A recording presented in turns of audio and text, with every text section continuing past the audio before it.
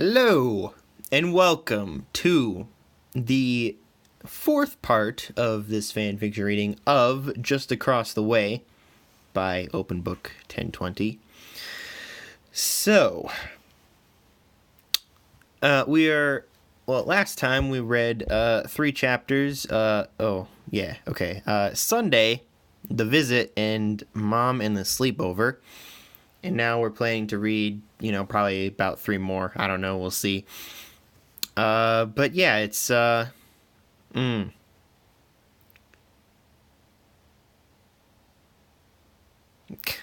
know. Yeah, I don't even know. Okay. Okay. I just completely, my mind just, I don't even know what happened. But so we're reading this, you're reading this part, and yeah, we'll see what happens. I don't know how far we'll get. Whatever. Okay. The sleepover part 2, Ruby's POV. Let's just begin. All right. After a late dinner that my dad prepared, Weiss and I headed up to my room. We could tell the storm had gotten worse outside, and the thunder was closer and, of course, louder. There was a loud crack of thunder, which startled Weiss and I. We held each other while we were wrapped in my blanket. Are we both afraid of thunder, or what? Pretty wimpy, if you ask me, I said jokingly. Weiss smiled. Everyone gets scared of thunder now and then. This is one of those now moments. She held me tighter. If this keeps up, I might have to stay more than just one night. I snuggled up into her chest. I wouldn't mind. My dad wouldn't mind either. Now I want the storm to keep this up. I giggled. She stroked my hair. We still have jobs, but I guess if the roads are too flooded to drive on, there's nothing to be done. She continued to stroke my hair and talk to me. What do you want to do later in life, Ruby? I looked up into her eyes. I don't know, something involving being with you, something squishy and lovey-dovey, like that sounds great. I poked her side. She recoiled and poked my cheek. Ruby, we've been dating for an hour. You really feel that way? She cocked her head to the side. I mean, look at what we did when we were together. We basically went on a date. You came to where I work for no reason other than to see me. We might as well have been dating this entire time. I buried my face in her chest. When I peeked at her, she was blushing furiously. Ruby, those are not pillows, my princess said. Why not? I backed off and pouted. They're soft and squishy. Might as well be pillows. She giggled. Then your sister has the biggest pillows on any human I have ever seen. We laughed together. I booped her nose playfully. Don't go get a crush on my sister now. I was first. I smiled triumphantly. Shouldn't we tell your dad about this? She asked, slightly concerned. No, not yet. He's a chill dad, but I feel like we should wait until after the sleepover. Weiss shrugged. If that's what you think is best. Well, do you want to sleep with me or on the couch downstairs with Zwei bothering you all night? He likes you, I giggled. Weiss blushed. You want me to sleep with you? Well, yeah. No, wait. No, not like that. Like sleep, not other sleep. God damn it. I sat up and waved my hands around frantically. Weiss giggled into her hand. Yang walked by the door to the room and made a cat noise. That's what I meant, Ruby. I blushed a little. Oh, well, oops. I put my fist into my head. My bad. Weiss kept smiling. It's fine. There's an awkward silence. Weiss? Yes, what is it, Ruby? I wasn't sure how to word my question. Do you usually smile this much? She, as if on cue, smiled again. No, I don't actually, but you seem to have an infectious level of happiness. I can't help but smile when I'm around you. I rarely ever smile when I'm at home. I only really smile at home when Klein is telling jokes or doing something fun with me. I frowned. Klein must be a lot more of a dad than your real dad, isn't he? She frowned this time. Sadly, that's not too far off. My father only acts like my father when publicity calls for it, or it benefits him in some way. Any other time, and he could care less. She looked angry.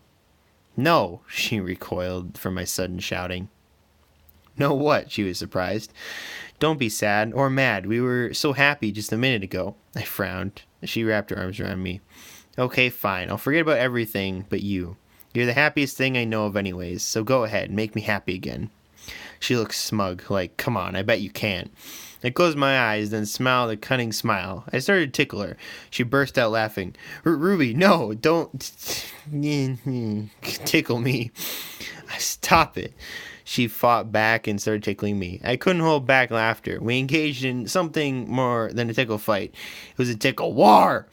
I'm not sure how long it went on for. At least 5 minutes, maybe even 10. We were both red in the face and exhausted from the laughter. I fell backward and Weiss fell on top of me. Our faces were inches apart. I couldn't help myself. I gave her a little peck. I didn't want to push my luck. Weiss's POV. Our intense tickle war ended with myself on top of Ruby. Before I gained my strength to move, Ruby closed a few inches between our faces and gave me a light kiss. My face was red from laughter, but now it was red for other reasons. Hey, there's an accomplishment. First kiss, sort of. You have initiative, I'll give you that, Ruby Rose. But, I trailed off. But what, am I that bad at kissing? I've never done it before, sorry. She was so cute when she was embarrassed. I decided to show her what I meant. I pressed my lips against hers. I will admit it wasn't very gentle. I put more passion into it. I wasn't thinking of being gentle. Ruby caught on soon and learned quick. We started a new war. It must have been a whole 2 minutes before we separated to breathe. God damn it. Well, that was a thing, Ruby said. She put on a devilish smile. Before I knew it, we had switched places and Ruby was on top. I have triumphed. Ruby Rose is the victor of both wars. I pouted. Those were draws at best. Ruby giggled. Want a rematch, princess? I nodded and pushed her onto her side, so we were facing each other on the bed. Of course, we both know I'm the superior girl, I praised myself. We'll see about that, princess. Yang ran in and slammed the door. If you're gonna do that, close the damn door. Why, we both giggled. I decided to press the attack. I pulled Ruby into a kiss, obviously catching her off her guard. Got her, or at least I thought I got her, but she played dirty and used the underhanded tricks of tickling. It made me laugh long enough for her to take the advantage. We went back and forth for a good while. We stopped at some point to regain normal breathing pattern.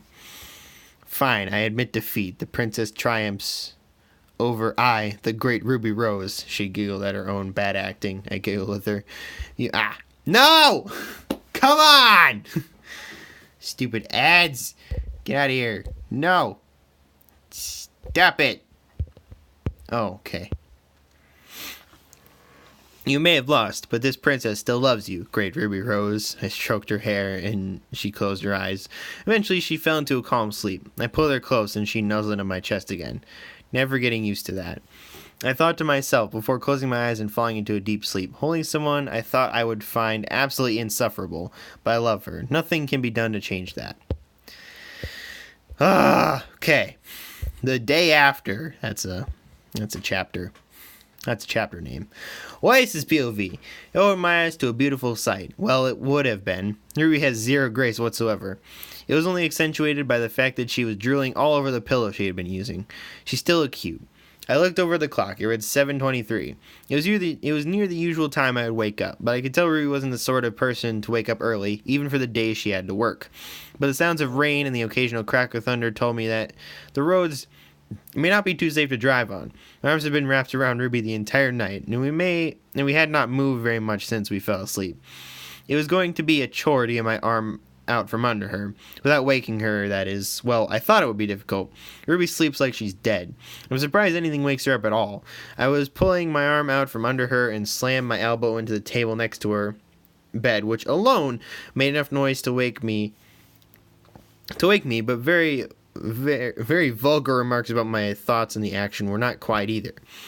But Ruby kept sleeping and drooling. I stood up and stretched, grabbed my phone from the very painful bedside table and read the notifications. Fire Emblem Heroes, your stamina has been restored. Alright. Cinder. Weiss, the store will remain closed today. Cinder's text message had been cut off, so I've opened it fully in the messages app. The weather is too bad, in my opinion. I don't want to risk the safety of any employees, and one of Flint's closest friends is currently in the hospital, so we'll just leave the store closed for the time being. I'll keep you updated if anything changes. I didn't reply. She had sent it around 6 a.m. and she would see I read it. I heard some noise downstairs. I decided best to let Ruby sleep until she was ready to wake up. Might as well go downstairs. I heard Yang snoring in her room as I went by. That meant the only other person in the house was Ty, and so I was at the bottom of the stairs asleep. I tried to creep past him, but dogs have exceptional hearing, and from what I've seen, this dog isn't exactly dog levels of dog. What? Come on. I swear I didn't make a single sound, but he got up and started messing with my legs. Mornings, why? I said as I pet his head softly. Did you sleep well, little buddy? He rubbed his head into my hand. I assume that's a yes. I heard footsteps coming from what I believe to be the kitchen/dining area. I turned to look at the opening between the living room and the dining area and saw Ty standing there. Morning, Weiss. You're not dead, so I can assume Ruby's hyperactivity is manageable for you. He chuckled to himself. I giggled. Just barely manageable. He laughed again. Well, breakfast will be ready soon. You eat pancakes, right? Or do you eat fancy stuff like waffles? Oh. He looked at me expectantly. I was confused, but he just looked at me with a grin. I guess that horrible icebreaker make you deadpan cake. He laughed harder. I understood what he was getting at now. Don't waffle on. Mr. Zhao Long, I giggled at my joke. He deadpanned. Well, you see, waffle means to talk at length or great length. Nerd alert. Ruby's best friend is a nerd. He laughed. Intellectual, I retorted. There was stomping from upstairs. Yang then opened with quite a bang. I need to stop with the bad puns. Can you please be quiet? Some people are trying to sleep. Yang's father had an answer for that. Fine, Weiss, Zwei, and I will eat all the pancakes ourselves. There's a multitude of stomping, scuffling, other movement before Ruby and Yang both simultaneously yelled, Pancakes!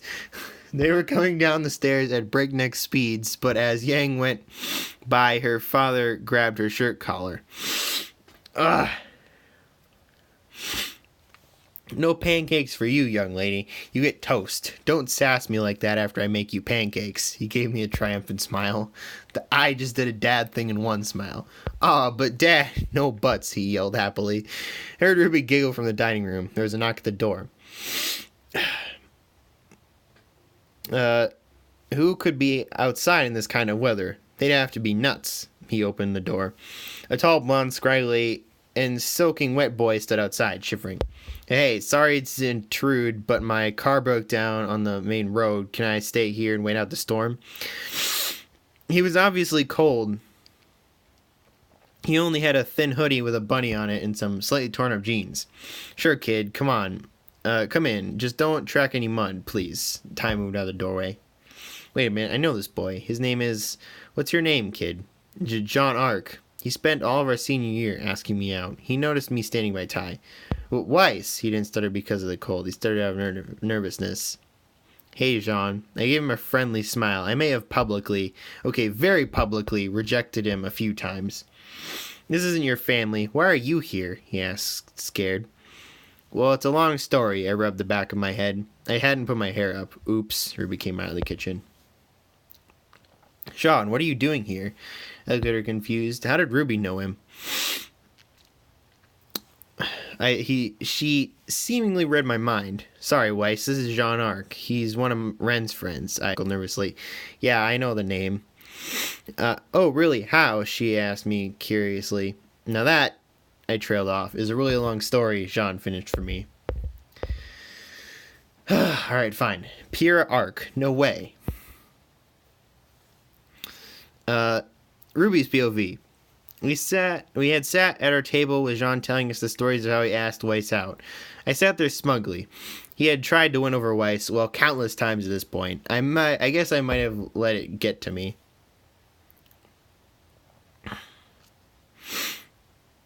Weiss's POV. I was eating breakfast in the Rose Zhaolong household with the newest guest, John, telling all the stories of how he asked me out and how I so ruthlessly rejected him. Ruby was sitting across from me with a smug grin on her face. She got up and patted John in the back. I bet you didn't know one thing about Weiss that I do. She stuck her tongue out playfully. What do you mean, Ruby? He looked confused, as was I. She skipped halfway over to me, hugged me, and inhaled deeply and dramatically before blurting out, I bet you didn't know Ruby was into girls like me, right? She half yelled excitedly. There was a thump on the table. I couldn't turn my head to see what it was. Jaune looked dumbfounded, but he always looks like that anyways. He began pointing at both of us one after the other over and over. You and you with her and her. God. While Jaune was doing this, Ruby realized what she had just done. She had let go of me, and I looked at Yang and Tai. The thump was Yang's head hitting the table, but it might as well have included Tai's jaw dropping as well. Oops, I might have spilled the beans a little too early, Weiss. I glared at her. This was the first time I was even a little angry at her since the first time we met. Tai closed his mouth before standing and walking over to us. He put one hand on Ruby's shoulder and one on mine. He inhaled. This is great. Yang, did you know about this? He asked excitedly. Kinda, but I'm the same way too, Dad. Ruby just beat me to a girlfriend. She pouted. Ruby just beat me to a girlfriend. Amazing! Someone was right about you girls. She always had a hunch that you were different, he said, making quotation marks in the air with his fingers. Jaune raised his hand like an elementary school child. What's happening here? I'm confused. He asked. I spoke first. We're gay, Jaune. All of us, except Tai, Zwei, and probably you. I smiled at him. I watched him slowly come to the realization of what I had just told him. He turned bright red. Oh! He let out. That reminds me. Do you have a working phone I can use? Mine isn't getting any service, and I need to make an important call. He looked worried all of a sudden. I picked up my phone, which had been sitting on the table, and checked my service. It was good enough to make a call. Here, Jaune. Use mine. Thanks, Weiss. He said as he took it and began dialing. Tai had gone to sit next to Yang and talk to her about something. Ruby had gone back to her seat. Jaune began talking. Hey, Pyrrha. Sorry I missed movie date night. Did you just say date and Pyrrha in the same sentence? No way. Yeah, I slept in my car last night. No, I'm at Ruby's house. You won't believe who is here, too. Oh, okay. He put my phone in the center and put it on speaker. Hello, everyone. Hi, Ruby. Yang, that must have been Ren. It's Nora! That was Nora, Pyrrha whispered in the background. Nora, don't shout on my phone. You're on speaker anyways. Oh, sorry. She shouted again. The people on our side began greetings. Hey, everyone, I have some news, but it can wait, Ruby said happily. Sup, Yang said, and went back to whispering with her father. Ruby and Jaune looked at me now. Oh, hello. It's a pleasure. There was a silence for a moment. Is that Weiss? Pyrrha asked hesitantly. Yes, you bet it is. She was here when I got here this morning, Jaune said, and I could hear Ren talking in the background. Ren, what do you mean? What does this mean? Stop being confusing. Pyrrha seemed to be talking to Ren about something. Ruby spoke up. Guys, I have news. I can finally come to the movie nights. She was really excited, and I could tell where this was going. I had a plan. Ruby, we have already said you could come whenever you want, Pyrrha said, giggling a little at Ruby's excitement. No, but now I won't be a third wheel because I cut her off on purpose. I'm dating Ruby now. I stuck my tongue out at Ruby. Ruby looked defeated. We heard Ren shout loud enough for us to hear him, loud enough for us to just hear him through the phone. See, called it, Pyrrha spoke next. Wonderful, that's great for both of you. I understand what Ren meant now. Feel free to come next week. Hopefully I won't have to be a third wheel to Ren and Nora. Maybe my boyfriend will show up, Pyrrha said with a slight playful edge aimed at Jaune. Sorry, my car broke down, Jaune said defensively. I'm just playing with you, love. You can take me off speaker now. It was nice talking with all of you. Congrats, Ruby, Weiss. Jaune picked up the phone and took it off speaker. He talked a bit more. Okay, I gotta go. This is Weiss's phone. I love you too. I'll work on my car as soon as the rain stops. See you soon. He hung up and gave me my phone. Thanks, Weiss. No problem. Now tell me the story of the idiot and the warrior princess. Huh? Jaune was obviously confused. Tell me the story of how you and Pierre ended up together. Oh, wait. Hey! I giggled. Just tell it. Well, he began. Okay. So, okay. So we're going to end this episode here. Next time we will do the chapter, The End of a Storm, and we will get towards the end of the story because there's mainly just a bunch of updates after this. So, yeah. And we will continue soon enough.